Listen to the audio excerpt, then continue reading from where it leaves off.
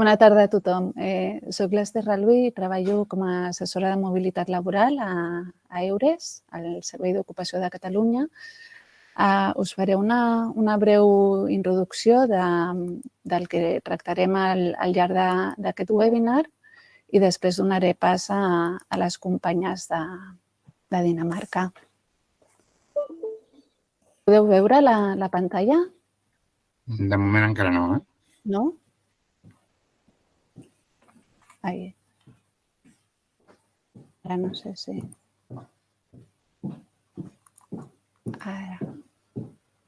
Ara sí? Ara s'està carregant. Vale. Sí, ara ja es veu. Has de canviar de pestanya perquè ara veiem la del mig. Ara, perfecte. Vale. Ara, no? Sí. D'acord. Vale. Doncs, per començar, com us comentava, faré una breu introducció per explicar què és el Servei Eures. Després, les companyes de Dinamarca ens explicaran condicions de vida i treball a Dinamarca i el servei que ofereixen empreses. L'Helena també ens parlarà sobre l'empresa FLC, que és una empresa d'enginyeria civil, i ens explicarà el projecte que tenen ara en marxa i quines necessitats de personal tenen. I per acabar, jo us explicaré les ajudes a la mobilitat Eures i després ja passarem al torn de preguntes. Per posar una mica en context quina mena de col·laboració tenim amb Dinamarca, tots treballem a la Xarxa Eures. Llavors, la Xarxa Eures és una xarxa de serveis públics d'ocupació dels països de l'espai econòmic europeu. En concret, a Catalunya estem a dins del SOC, del Servei d'Ocupació de Catalunya, i la nostra feina és principalment informar i assessorar a les persones que busquen oportunitats laborals a Europa i també assessorar empreses que tenen necessitats de personal. En aquest sentit, col·laborem entre països i regions europees en organitzar processos de selecció internacionals. També informem i assessorem sobre les ajudes a la mobilitat europea, que això us explicaré al final del webinar. On ens podeu trobar? Les nostres dades de contacte estan tant a la web del SOC, teniu els codis QR per poder accedir-hi, com al portal del CEPE, del Servicio Público de Empleo Estatal, com al portal europeu Eures. Llavors, veureu que en tots tres portals hi ha informació i recursos sobre vida i treball a cada país d'Europa, ofertes de feina en actiu i, a més, informacions d'actualitat. Ara donaré pas a l'Ani, que explicarà... Ara, he deixat de compartir. Sí. Ara l'Ani ens explicarà les condicions de vida i treball a Dinamarca. I'm assuming it's my turn. Yeah. Yes. I am just gonna present or share this screen. Just a second.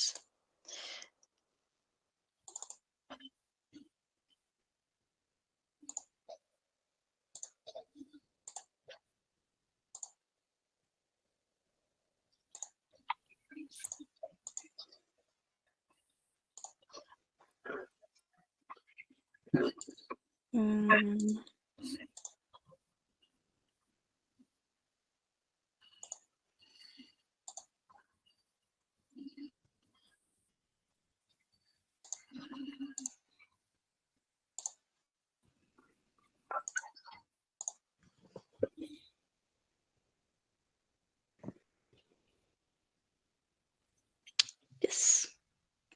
Can you see the screen? Yes. Yes, great. Hello, everyone. And I'm going to be presenting about what it's like living and working in Denmark today. Originally, it was my coworker, Mads, who actually speaks Spanish, but unfortunately, I do not speak Spanish, so I'll be hosting it in English. But my name is Ni, and I'm a recruitment consultant at Work in Denmark, and I'm here with my colleague Helena, who is also a recruitment consultant at Work in Denmark. So a little bit about Denmark. So if you guys don't know, Denmark is a relatively small country. So we are about 5.8 million inhabitants, which is a little bit smaller than what you have in Spain. But actually 10% of our population was born abroad. What you need to know about Denmark is that we have a very flat country. So the highest point is around 172 meters above sea level. And the good thing about Denmark is that you're never too far from the sea. So if you really like swimming, you can see you can always find a place to swim basically in Denmark. Although the weather might not be up for it all year round like it is in Spain. And because we are a very small country, we have had to made ourselves noticeable abroad, and we do that by exporting a lot of goods to other countries. And 59% of our GDP comes from export, and our biggest trade or business partners is Germany, Sweden, and the US. And we mostly import pharmaceutical products. So if you know, Novo Nordisk is a big pharmaceutical company, and they make insulin. Then we have the manufacturing of goods such as a lot of pork we produce, energy, and a lot of manufacturing products. And you can see here a lot of the big Danish export companies. If you're into design and architecture, you might know some of these companies. It's a company called BIG, or by BIG, which is an architectural company. Then we have Arne Jacobsen, who's a designer who designed a very famous chair shaped as an egg. Then we have Jørn Utzon, who designed the Opera House in Australia, and Disney and Weitling. And then we have wind energy. You might know that Denmark is very known for sustainable energy and energy sources. So we have companies such as Vestas, who makes wind turbines. Then we have robotics. Universal Robots is one, and then Mia is one. Gaming, we have a company called IO Interactive, which for many years ago made the famous game called Hitman. So if you have played that, you might know the company. Food and dairy products, we have Arla, who makes a lot of dairy products. Carlsberg, you might know as you are university students, you might have heard of them. And Danish Crown, who produces a lot of meat. And then we have shipping, and you might have heard of Maersk, which you have maybe seen their big containers with the logo on it. Within life science, we have Novo Nordisk, who produces pharmaceutical products, and Christian Hansen. And toys, very famous company called Lego. You might have played with their toys when you were younger. So as you can see, we have a lot of big international companies, and that's why we also need a lot of employees for these companies. And since Denmark is so small, we need to look abroad for some qualified candidates. So just a little bit about what life is like in Denmark. So the cost of living in Denmark. So you might have heard that we pay a lot of taxes in Denmark, and that things are quite expensive in Denmark. But to kind of give you an idea of how much it costs to live in Denmark, we have something called the Big Mac Index, which basically kind of explains a purchasing power in certain countries, and how many minutes do you then have to work to be able to buy a Big Mac. So as you can see, in Denmark you would have to work 17 minutes to be able to buy a Big Mac, whereas compared to Spain you would have to work 29 minutes to be able to buy a Big Mac.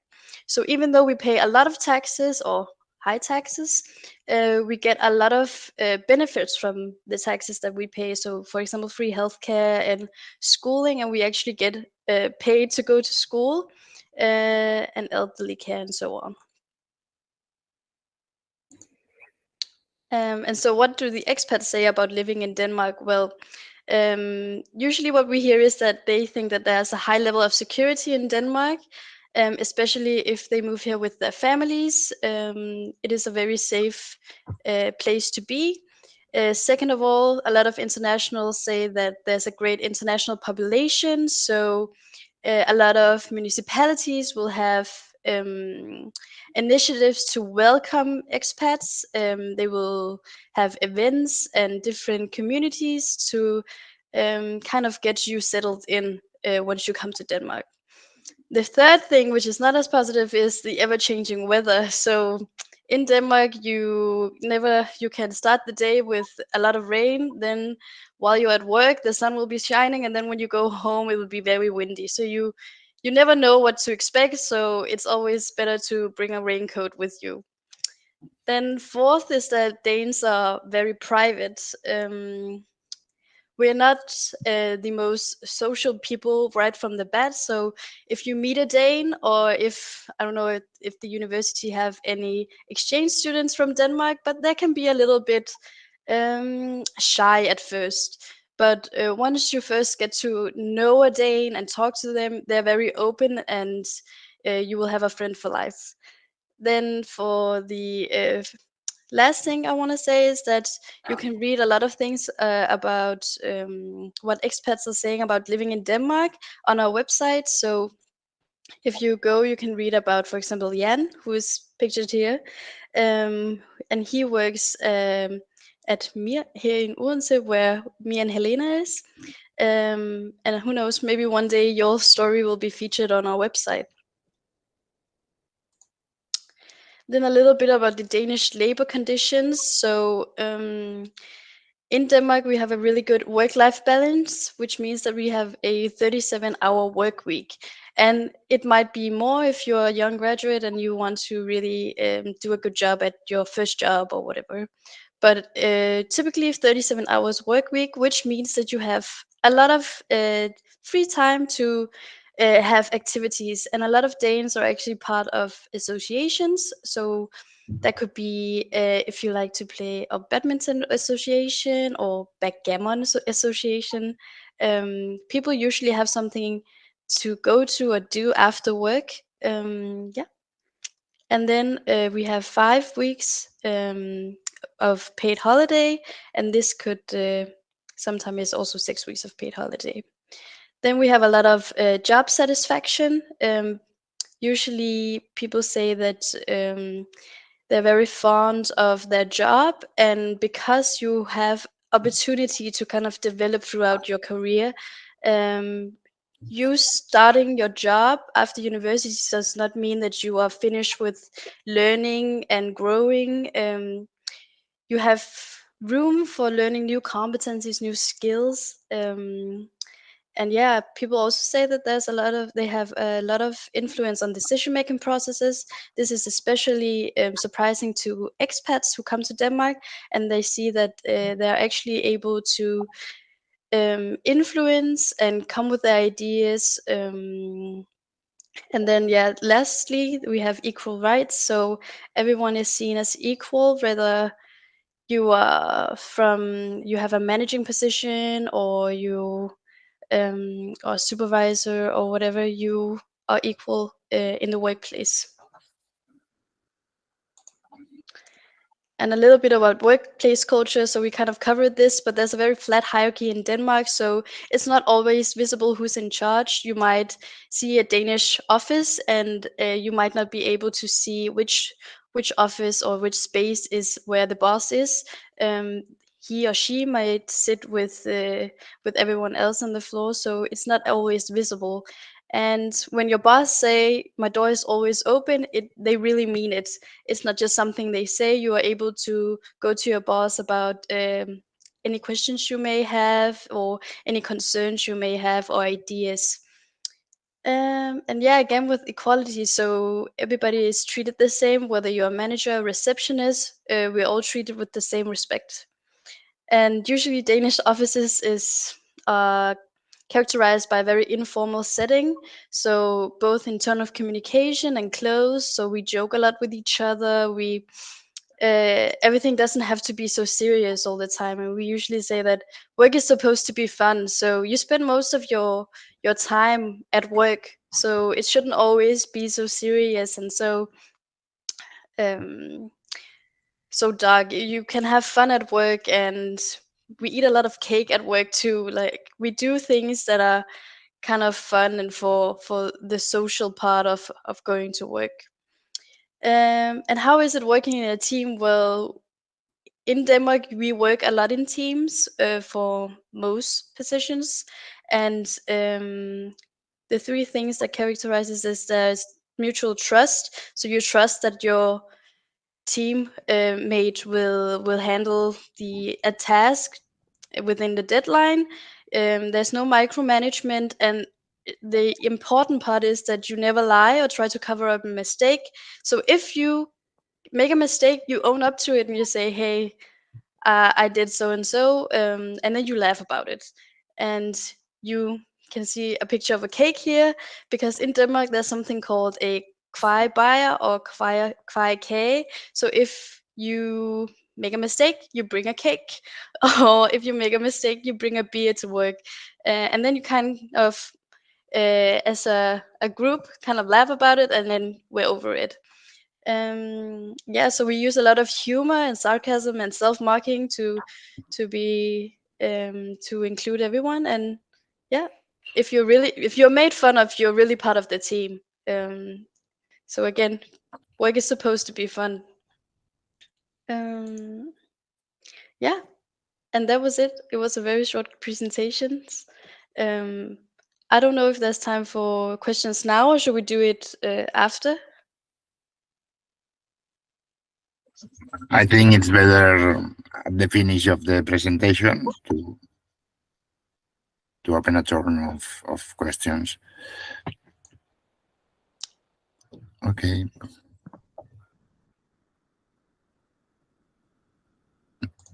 Ara, Elena? Okay. So it's me, right? Okay.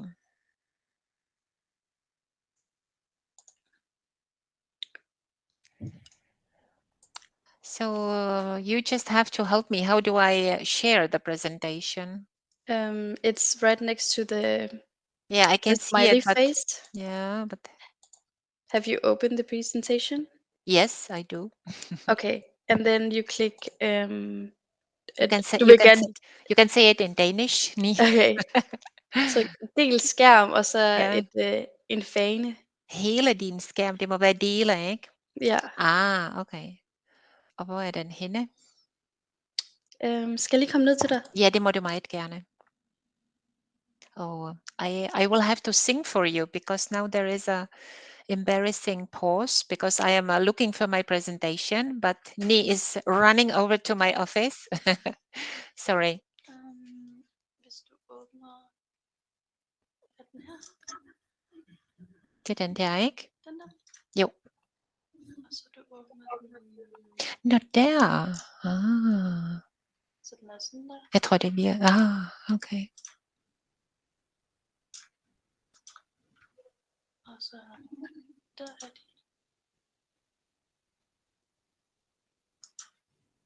Er det den der?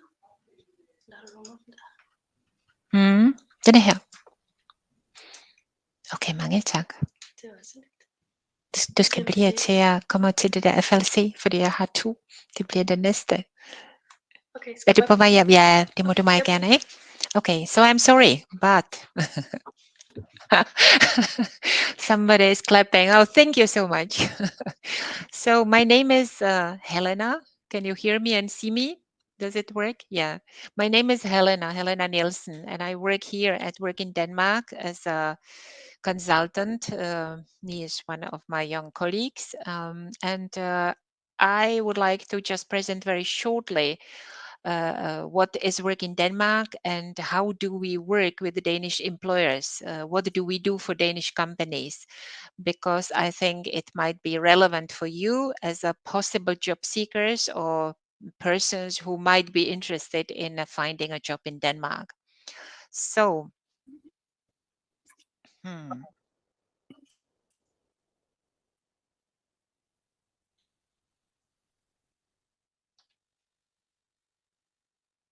Well,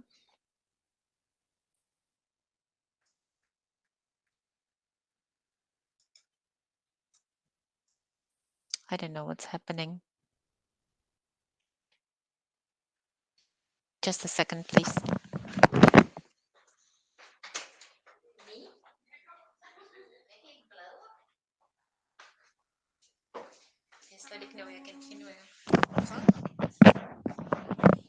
Hvor er du hen? Hvor er du hen? Sådan der. Hvis du bare trykker her. Her. Det er fordi, du skal det. Okay, so yes, work in Denmark. We are part of the Ministry of Employment, so we are public organization.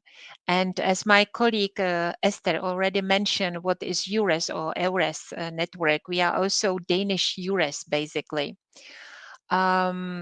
We are employment service, public employment service, and our main mission, our main task is basically to help Danish companies in order to attract and to recruit qualified foreign candidates. And it's in the sectors where there is a shortage of the labor in Denmark. So we are basically international recruitment office for Danish companies. How does it work in Denmark with the labor force? Well, in Denmark, both men and women work. It's almost the same. The maternity leave in Denmark is quite short. It's about 1 a year. The network of the assistance for a care child of childcare is very dense. So it means that it's not difficult to have somebody who takes care of the baby or child. And there's very low unemployment rate in Denmark. In June, it has been below 3%, which actually means that there is actually very, very low unemployment. A lot of people in Denmark speak English. Danish and English, these languages are in the same family. Movies in Denmark are not synchronized, which means that a lot of people really speak quite good English, and young people like me speak perfect English, as you could hear. So we are often asked, do people need to speak Danish in order to get a job in Denmark? Where we say not in the beginning. There are, of course, some companies which are very international where they don't ask you to learn Danish, or at the universities, usually if people get employment as a PhD or as a researcher, it's not demanded. But it's very good idea to learn Danish, some level of Danish at least, because then it's much easier to live in Denmark. And Danish courses, they are free of charge in Denmark. Altså, du må gerne komme og hjælpe mig. Jeg kan simpelthen ikke finde ud af det. There are many words which are borrowed from other languages, many German and English words, and also French words. Hvad er det, jeg skal bladre med? Jeg forstår det ikke. På den der? Okay. Our labor market is characterized by very big trust between the parties, between the employers and employees. There is one word which is very famous for the Danish labor market. It's flexicurity. And flexicurity actually means that for Danish companies, it's relatively easy to hire a person, but it's also quite easy to get rid of the employee if the company is not earning money, or if the company is unsatisfied with the employee. Minimum wages are not regulated by the law. They are decided by the parties again, basically. But again, it's not maybe valid so much for highly skilled workers like engineers or ICT specialists. Then the salary is negotiated on the individual level. What is also very important to know about Denmark is that a lot of employees in Denmark are members of unions, primarily blue-collar workers, but it's also valid for engineers. There are a lot of unions for engineers or for ICT people, and a lot of people choose to be a part of a union, not only because of the help they can get, but also because of sharing some knowledge and so on. And another thing which characterizes the Danish labor market is that there is an unemployment insurance fund, or a number of them. And to be a member is voluntary. And if a person is not insured and is not a member of such a unemployment insurance fund and get fired from the job, then there is basically no money to get. So it's a voluntary, and everybody should evaluate if they want to be members or not.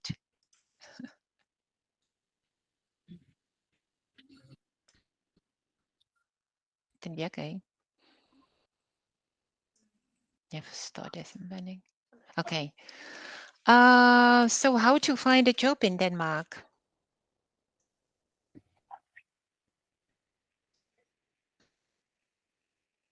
Well, for many, many years in Denmark, we had shortages in two basic groups: highly skilled candidates, highly qualified candidates, which means engineers, all kinds of engineers, ICT specialists, candidates within life science or biotech companies, of course, medical doctors and nurses, and also candidates within business, finance, procurement, etc.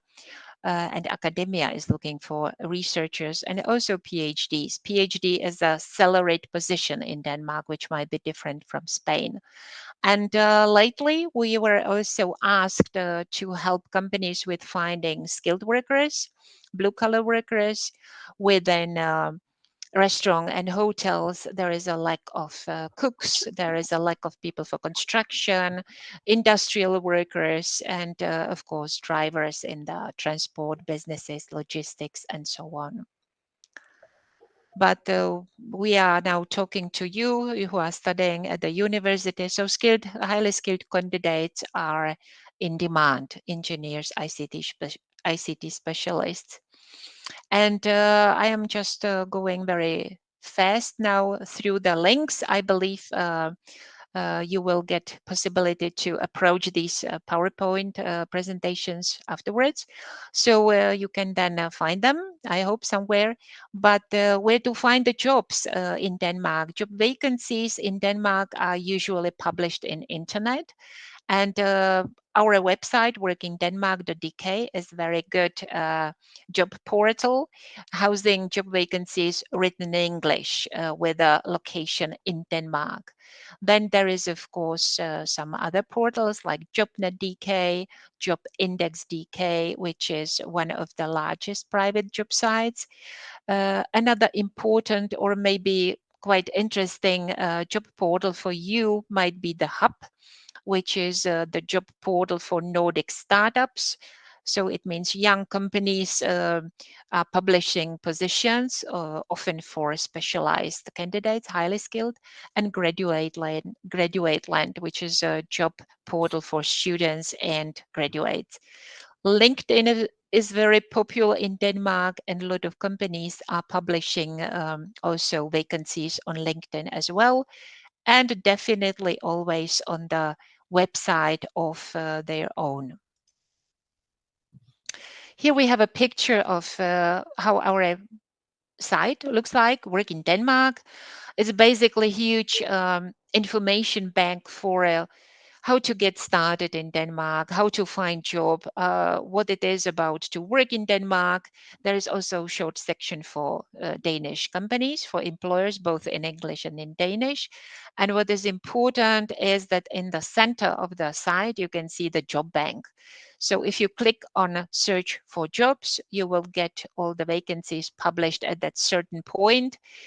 So you can just go on and search with the keywords like robotics, construction, tunnel, whatever, and the jobs will pop up. So what are our tips for your job search? Well, investigate the company, always check what the company is about, what are the services, what are the products. Read the website. The website is very often in English. And if you want, you can always give the person in the job ad a ring. It's common in Denmark to call the company or contact them directly by an email.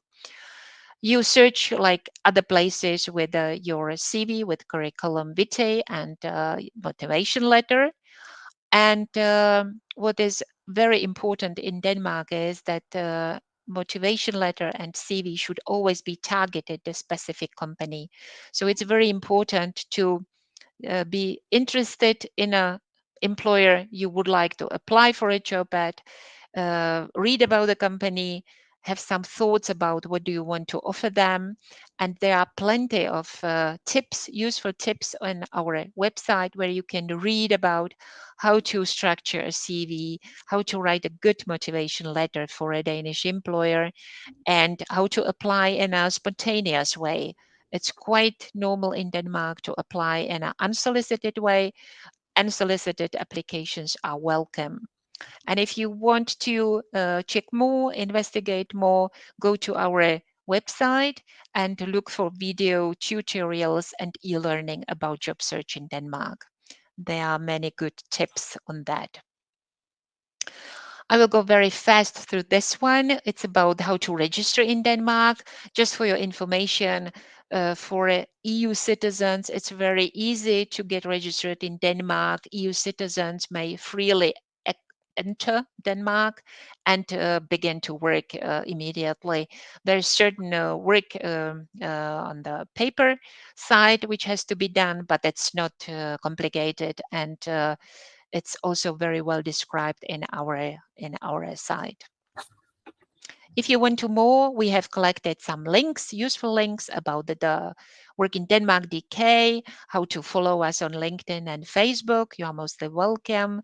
And also about how to enter Denmark, useful tips for job search, and at least and not last, we also hold regularly online job fairs. And you are mostly welcome to register or watch or just participate sitting at your own laptop or computer. So this was from me. Thank you, Ni, for helping me. And of course, the questions are mostly welcome. I will stay till the end and will try to answer your questions. Hopefully, you will have some. And by the way, we have also a chat. Eures as a such has a chat every Friday between 10 till 1 o'clock after the lunch. So 3 hours, you are welcome to be on the chat, send short messages, and my colleagues also from other countries will try to give you some tips and advices on your questions. So this was my short presentation. Thank you. You're welcome. So, Elena, Yes. will you present FLC project? I will try, yes. So I will try, because I have this presentation by Mirka and Yanni.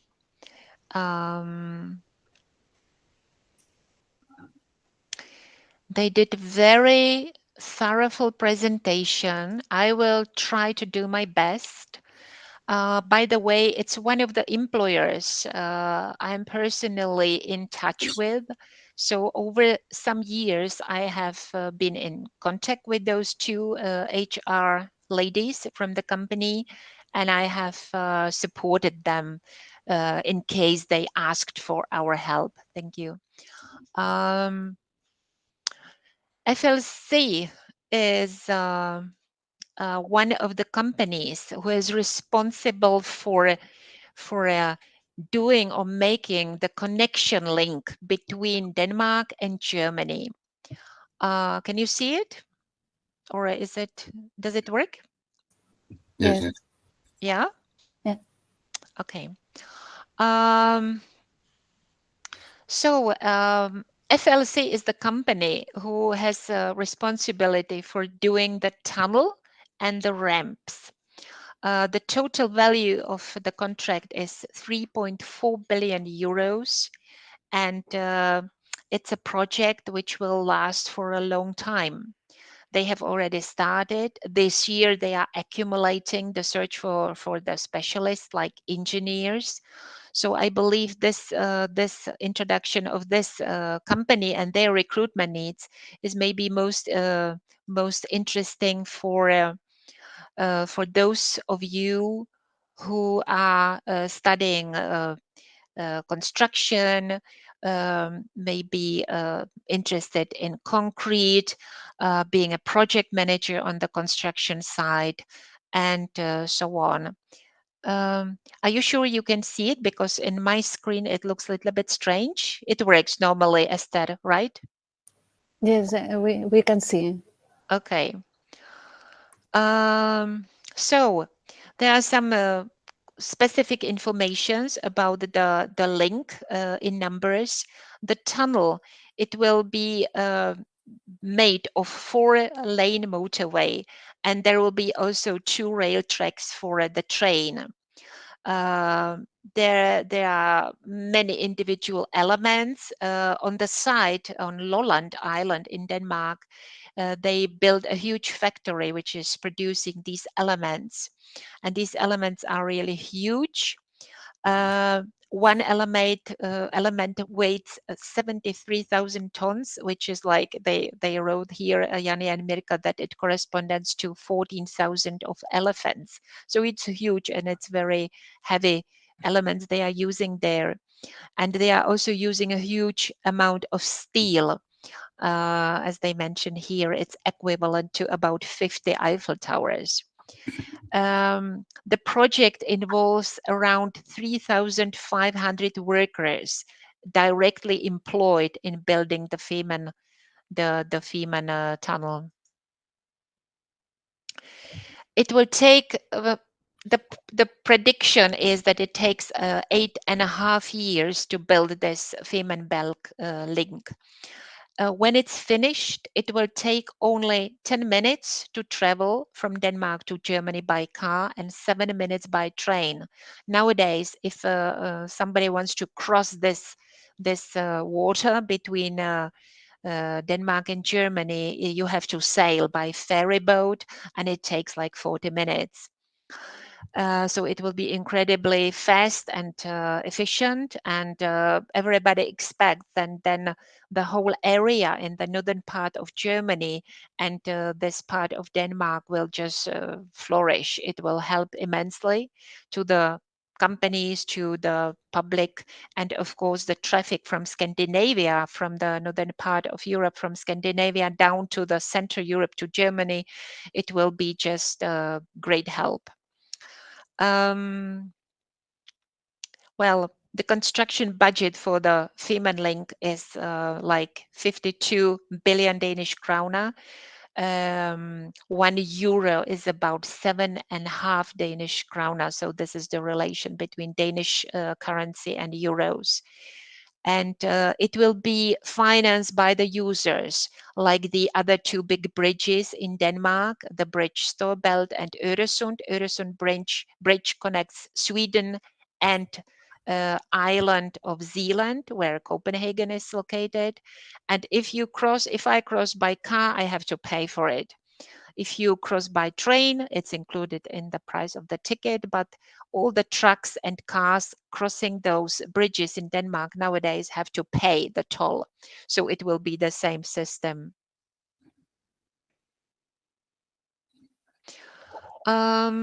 As I mentioned, I believe I said it already, it will be 18 kilometers long, combined road and rail tunnel.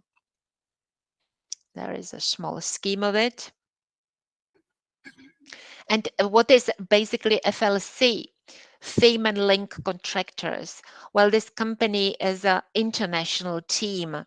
It's a group of companies, the French Vinci Construction, Orslev, it's a Danish construction company, Max Bögel, which is a German construction company, and so on and so forth.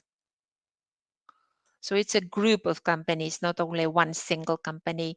It's one of the biggest infrastructure projects in Europe nowadays, as far as I know. So there is this part called PFA Lolland, where they begin this summer, 2023, where they have 5 production lines for standard elements, 5 concrete batching plants, 1 production line for special elements, and 3 basins, upper and lower. Don't ask me about that, what that means. So again, here we can see how it's a little bit divided between the Danish and the German side of the project. What I know is that the Danish part of the construction work is upfront. Danish side is more active or started earlier.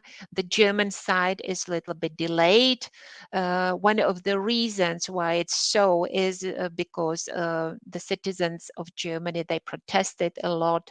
They asked for extra research on how it will influence the life of animals and plants on this side. So it was delayed a little bit. So nevertheless, the tunnel elements fabrication and outfitting works are done by the Danish side.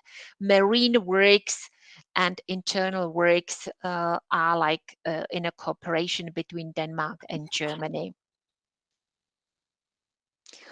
There is always, if you see job vacancies from FLC, there will be written if it's on Lolland, if the location for the person who is going to get the job will be on the Danish side, then it's Lolland. Lolland is the name of the island, Danish island, or Fehmarn, which is the German island. It's these 2 geographical parts connected by this tunnel to be. So it's always good to see in the or read in the vacancy where the worker or the engineer is supposed to then work, if it's going to be on Lolland on the Danish side or in Germany on Fehmarn.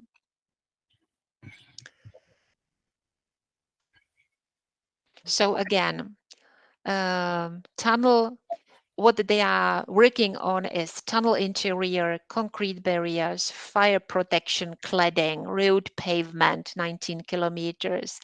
There will be installed items for gas detection, fire alarm, radio connection, and so on and so forth. It has to be secure. There is a huge stress on that it should be safe to drive through the tunnel. And of course, it means that a lot of companies and a lot of other sub-suppliers are active on this big project. If you want to know more about FLC, just go to the FLC website, fehmarnlinkcontractors.dk, where they also have a part called job opportunities. Here you can see how it looks like in March 2023. These should be some updated photos, also by the drone, I guess. And Yanni and Mirka has made a screenshot of what they are looking for right now in terms of job vacancies. So you can see they are looking for example, chief engineer or a marine mechanical engineer. Then there is a Danish line, a kreditbogholder, which is bookkeeper, timekeeper, then a finance support manager, etc., etc. I know they are looking for quality control engineers, both for the Danish and the German side. And Esther has advertised those jobs. My Spanish good colleague has advertised those jobs also on SEPE. So the jobs where Mirka and Yanni know that they will have difficulties in finding people in Denmark, they ask us, could you help us in exposing these job vacancies also in other countries? and they know that Spanish engineers are just top-notch. And they usually say, it would be nice to get it advertised in Spain. And because Esther and we are communicating often about the job vacancies Esther is involved in, then of course we try to give a feedback, asking the company, how did it go? Did you find the relevant candidates, or should the vacancy be prolonged? And then they help us. Oh, great. Ni has sent the link to the website. Great, Ni. And we last time, I believe, no, it was another company. It was not FLC, was it? Oh, yes, it was FLC, right, Esther, when we got an information that they actually employed an engineer from Spain recently. So there is a person who started, I guess, 1 month ago. So they employed, and we believe that it was due to the advertisement also in Spain that they could find this person. So that's it. Thank you very much for listening. And if you have any questions, you are mostly welcome. Thank you, Elena. You're welcome. Passo a fer la presentació, Juli, i fem preguntes. Perfecte.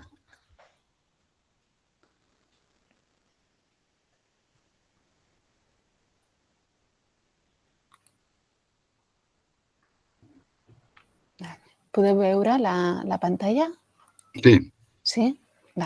Bueno, com abans de res, de començar a explicar les ajudes, com comentava l'Helena, les ofertes que ens passen des de Dinamarca estan en el portal CP, que us he explicat abans, on podeu trobar les nostres dades de contacte. Doncs allà és on publiquem les ofertes que ens van passant els col·legues dels diferents països. D'acord? El QR que teniu aquí dalt a la pantalla també us porta a la web del CP, però a la secció d'ajudes, que és el que us explicaré ara. Hi ha unes ajudes europees dins del programa Targeted Mobility Scheme que estan pensades per facilitar la mobilitat laboral de ciutadans europeus arreu d'Europa. Llavors, els requisits són mínims per les persones candidates i ho pot sol·licitar qualsevol persona que tingui un projecte de mobilitat laboral independentment de les qualificacions que tingui. Això sí, ha de ser un projecte de mobilitat a mig o llarg termini. No estan pensades per estades curtes de feina estacional o de temporada. Llavors, han de ser persones majors de 18 anys, nacionals dels països de la Unió Europea, Noruega o Islàndia, o fins i tot residents legals amb el permís de residència permanent. Respecte a l'oferta de feina o lloc de treball al que estan postulant, és imprescindible que compleixi amb la legislació laboral del país de destí. El que es pretén amb aquestes ajudes és facilitar una mobilitat justa. Llavors, els gestors de les ajudes vigilen molt les clàusules dels contractes que no siguin abusives. Han de garantir un salari mínim que permeti la supervivència de la persona al país de destí i han de disposar d'un contracte per escrit abans de marxar. No són aplicables si hi ha un doble finançament. És a dir, si l'empresa ja subvenciona el viatge, el trasllat o l'allotjament, queden excloses aquestes ajudes. Hi ha diferents tipus d'ajudes. Una és en concepte de desplaçament per realitzar una entrevista de feina.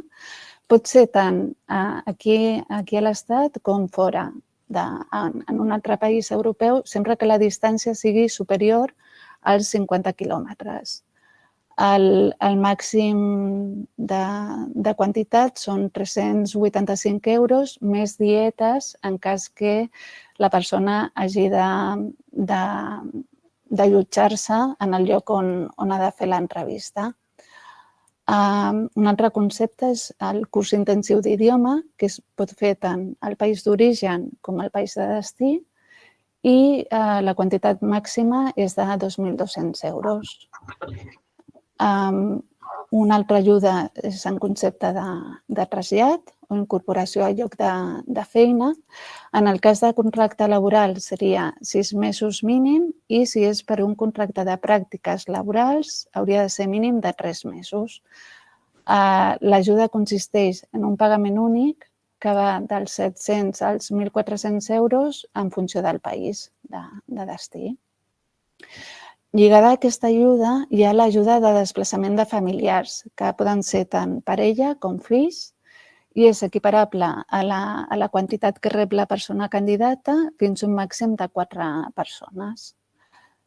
Un altre tipus d'ajuda és la de reconeixement de qualificacions professionals, que està pensada sobretot per professionals que tenen professions regulades, ja siguin professionals sanitaris o de l'ensenyament.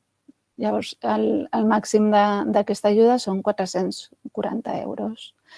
I per últim, hi ha una ajuda especial d'assignació suplementària que està pensada per persones que puguin tenir algun tipus de discapacitat o necessitats especials en el trasllat o que provinguin de regions ultraperifèriques de la Unió Europea, com pot ser les Illes Canàries. Llavors, el més important, totes les ajudes es trameten a través del servei Eures.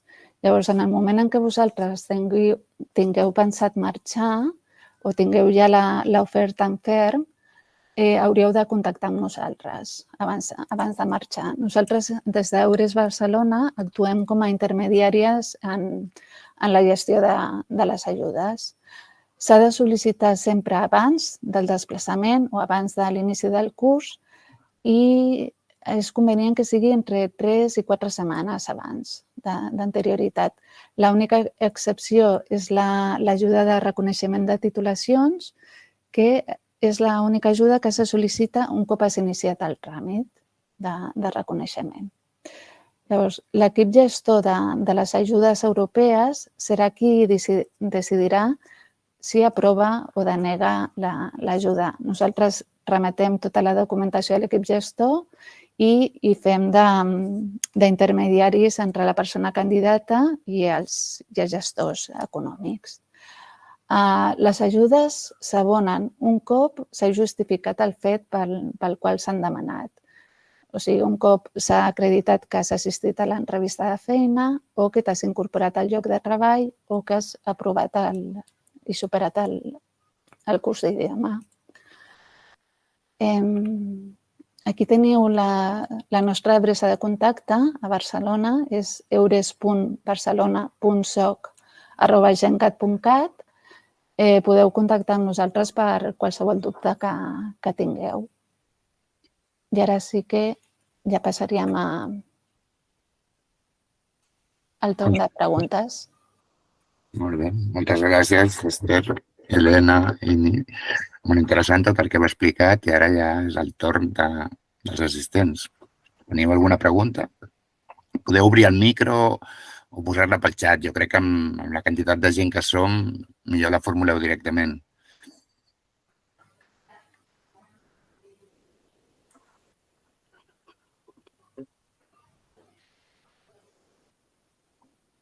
Hello, can you hear me? I have a question for Helena and Denis. I would like to know about the automotive industry in Denmark, because that's what I studied, and right now I'm working in the automotive sector, and I would like to know if I can continue, let's say, my career, my professional career in the same sector in Denmark, for instance. By automotive industry, could you give me some examples so that I'm sure what you mean? I mean, yes, cars. Yes, exactly. Cars. Maybe or part or suppliers producing components, parts for either OEMs. Yeah. Yes, because in Spain you have a lot of factories or companies dealing with. Oh, yeah, I understand. Well, in Denmark, this is something where You have some suppliers or some companies within this sector, but it's not big.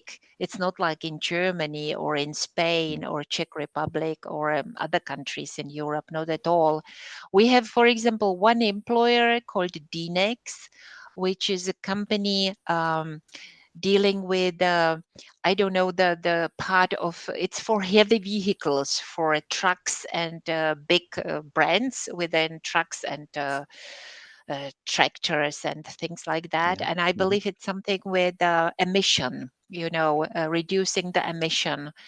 So this is a company which is well established, and from time to time they have vacancies, and they also employ internationals because it's difficult for them to find people in Denmark. They have factories, as far as I know, in Lithuania, in Turkey, maybe also in Spain. It's called Dinex, Dinex.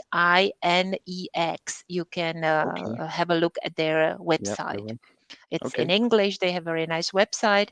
And I believe there are a few others, but it's really not big in Denmark. Okay. And if you may, I can ask something else. You said also that there are some startups, and now I'm thinking of, for instance, startups also regarding automotive industry, like autonomous driving, electromobility, and also Oh, I'd like to yeah. know Oh, yeah. in Denmark, what about the electric cars? I know in Norway they implemented it a lot. It's very Yes, well done there.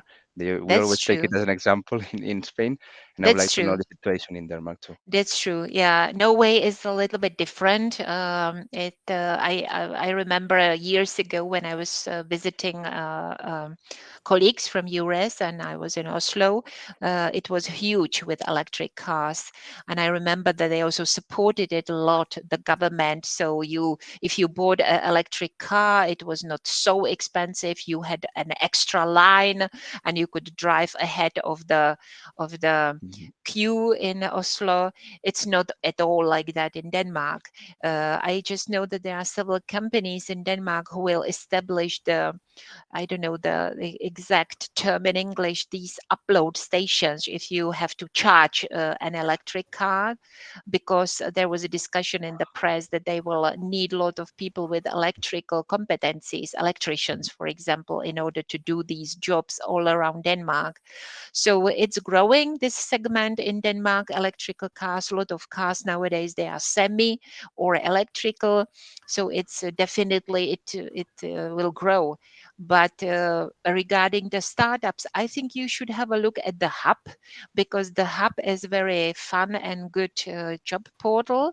You can also browse the companies there. You can put it in groups, because they have divided it like engineering or Mhm. the languages and what do I know. And it's a mutual portal for not only Danish startups, but also Norwegian, Sweden, and Finland. So it's Okay. the whole Nordic area. And otherwise, I know there might be some universities in Denmark like DTU, which is the polytechnical university in Copenhagen, or SDU, S Sylvia D Dora Unity, and Mhm. it's a University of Southern Denmark. And I remember, because they have this robotics department there, they are really big in robotics, and they have also had some projects with like this company we mentioned, Mobile Industrial Robots. It's a small robot which is autonomously going around. For example, it's bought by hospitals. If a nurse put some things on it, it can drive down the hallway, so the person doesn't have to run with medicine or whatever. This small robot will do it. So I believe it's maybe similar to what you are asking about. Yes. Thank you very much. Thank you. You're welcome.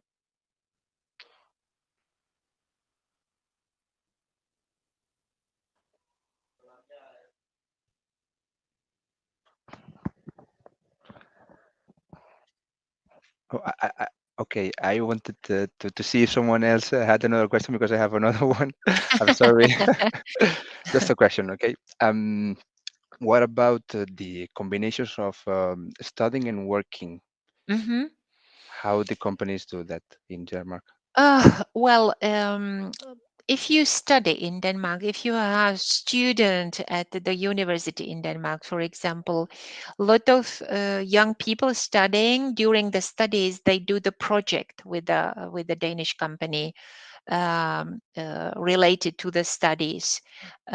So this is what happens. And when you finish the study, then you can enter the company usually after doing a project with them. A lot of people, young people, they work during the studies for a certain company, and it's because they hope, or the company tell them, if we do this project together, we know we have some opportunities for you afterwards, and if there is a good fit between you and the company, usually they employ you in the end.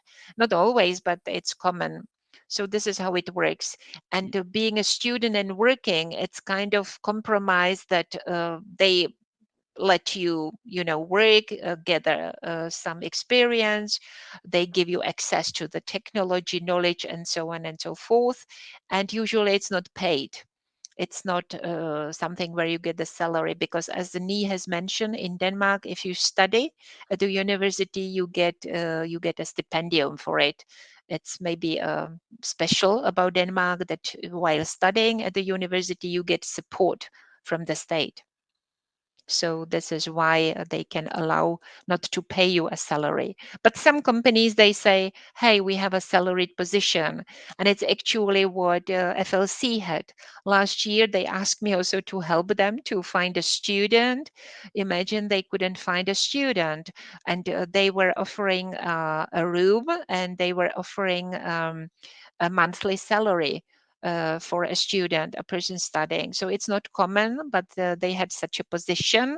And I believe that they have it when one person leaves, they look for another one, because they have also this philosophy that in the end, this person will know so much about the project and about the culture of work there, so they can use the person when the person finishes the studies. So I don't know if I have answered the question. Yes, partly, That yes. I was referring more on I'm currently working, let's say, okay, in a Denmark company, and I want to grow, I want to develop more, I want to do a master thesis or a PhD. Yeah.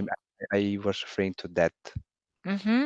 If the Well, companies are flexible, if most of the companies have this in mind about their young graduates and so on.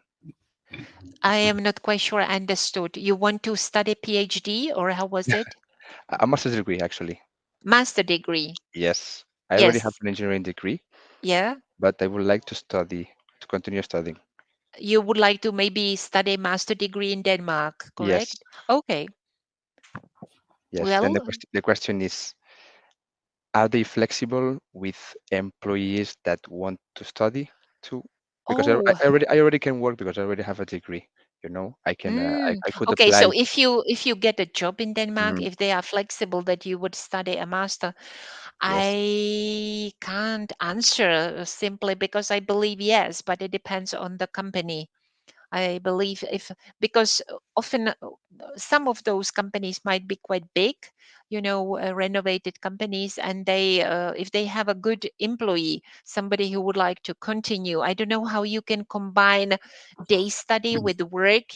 This is maybe the concern I would have, because being a student on a master studies in Denmark, I believe as an engineer, you probably have to attend the lectures during the day. So I don't know how you can combine it with a regular job. That this is something I don't know. But again, I would recommend you to investigate the sites of the universities, for example, DTU or SDU. And there is a lot of information in English, and maybe reach out to the career center there and talk to them. They will definitely be able to answer your question. Okay. Thank you. I have no more questions. Thank you. Oh, nice. Thank you.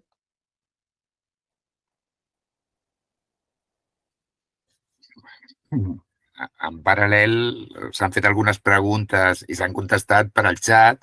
Això també queda gravat, en principi, o això em diu. Val? Llavors, quan us enviem la gravació tindreu les preguntes que s'han contestat pel xat.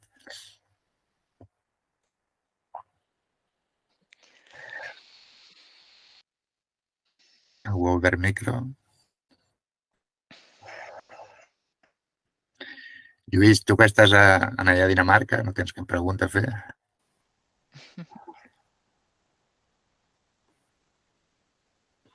And by the way, I wanted to add one information that FLC, they are going to participate in the job fair in Valencia on the campus.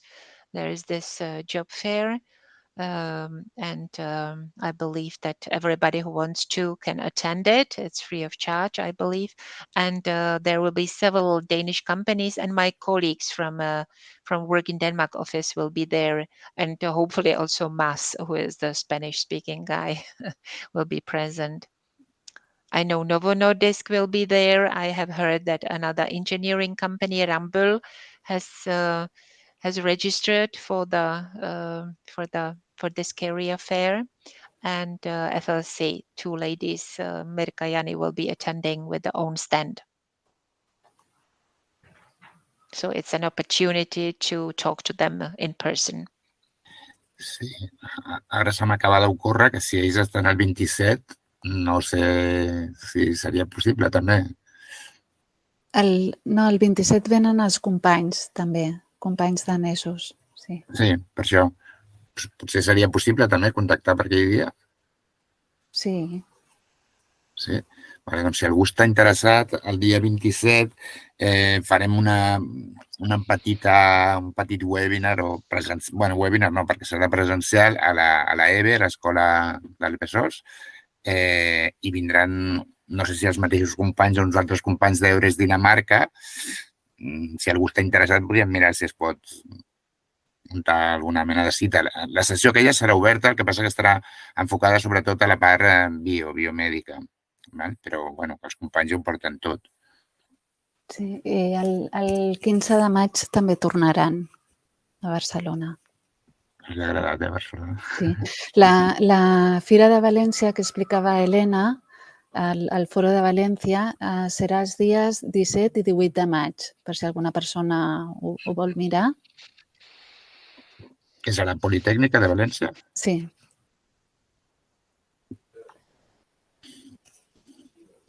I serà presencial, no? M'imagino. Sí.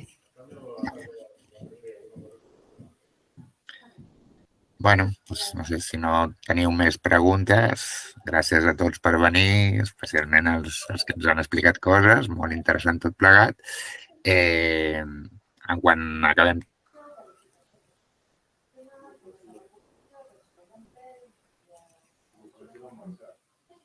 The connection is gone, right? I think so. Oh.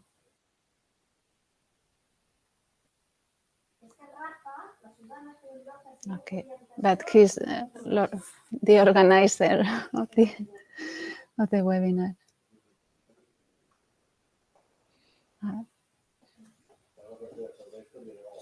Vols fer alguna pregunta, Lluís?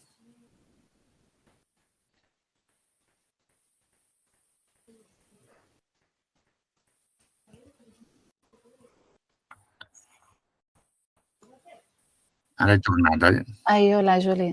Hola. Algú haurà connectat alguna PlayStation, alguna cosa. Vale. Doncs donem per tancada la sessió, no? Ja em fareu arribar el que vulgueu que comparteixi de les presentacions i això. Vale, em sembla que el Lluís volia fer alguna consulta, però li falla el micro. Sí, et falla el micro, Lluís? Pel xat la pots fer i ja...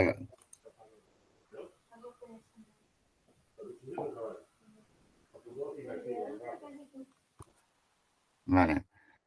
Vale.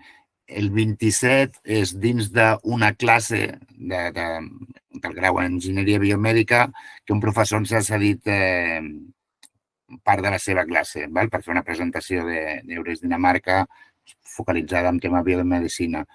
Si ets per allà, ja te passaré l'aula concreta on és. En principi, tot i que es faci dins d'una classe, però la idea és que hi pugui anar més gent, encara que no siguin d'aquella classe.